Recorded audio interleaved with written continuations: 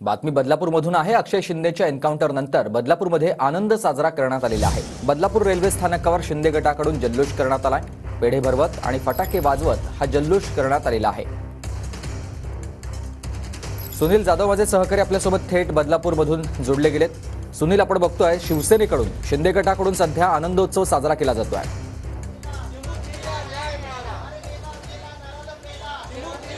सुमित अगदी बरोबर आहे। मी सध्या उभा आहे बदलापूर रेल्वे स्थानकावर आणि आपण पाहू शकता या ठिकाणी शिवसेना शिंदे गटाचे जे कार्यकर्ते आहेत ते मोठ्या प्रमाणात या ठिकाणी आनंद उत्सव साजरा करतात। ते एकमेकांना पेढे भरवतात।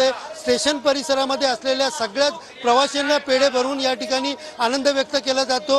हेच ते बदलापूर स्टेशन आहे ज्या ठिकाणी नराधमाला फाशी द्या अशी मागणी करत बदलापूरकर जे होते तब्बल 8 तास रेल रोको केला होता आणि त्यानंतर आज कुठेतरी त्याला आरोपीला फाशी मिळाली नसली तरी त्याचा एन्काउंटर झाला। याचाच आनंद जो आहे या ठिकाणी व्यक्त करत शिवसेनेचे सगळेच पदाधिकारी या ठिकाणी आपल्या हातामध्ये बरं झालं नराधमाला ठेचला शिंदे सरकारचं अभिनंदन।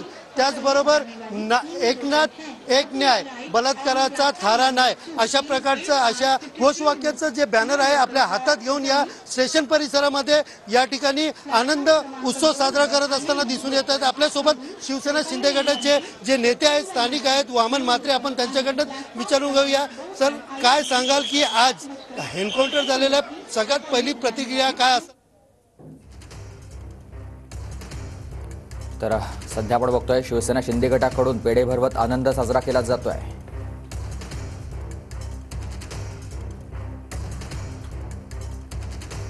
कारण तो शब्द मला स्वतः दिलेला होता आणि मलाच तो मेसेज घेऊन जो आंदोलन करते होते त्या आंदोलनकर्त्यांना सांगितलं होतं की या नरधामाला आम्ही ती केस फास्ट ट्रॅकवर चालवून 1 महिन्याच्या आत फाशी देऊ।